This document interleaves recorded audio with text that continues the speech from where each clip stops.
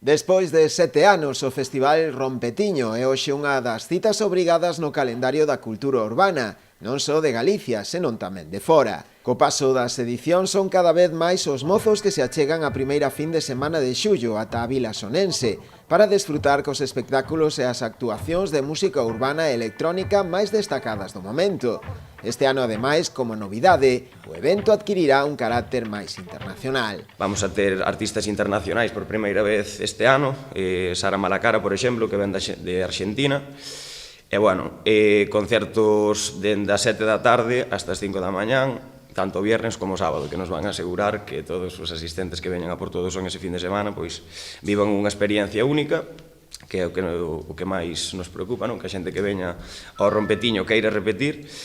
e que se empape un pouquiño do que é o noso pueblo, do que é Galicia, porque, bueno, moitos asistentes que veñen a este festival pois xa veñen de fora. Pero non só iso, tamén haberá un apartado importante para os deportes alternativos, con exhibicións e competicións deportivas de BMX, skate, parkour, baloncesto 3x3 ou breakdance, entre outros. Ademais de distintas empresas e casas comerciais, como é o caso da cervexeira Mau, que o incluíu na súa xira de concertos Vibra Mau, este ano o festival conta ademais co respaldo institucional da Xunta, a través da Secretaría Xeral para o Deporte, e a AGADIC, a Axencia Galega das Industrias Culturais. Para nós é un placer que desde este ano pois o Rompetiños esa parte da marca FES Galicia. FES Galicia é a marca que pusemos en marcha hai seis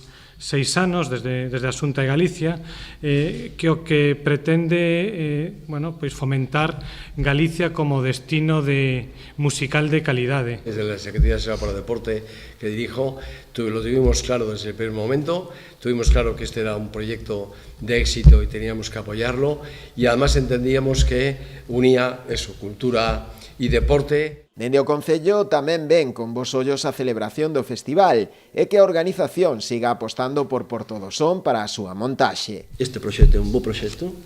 nos seguiremos apostando por el e queremos que non marche de Porto do Son,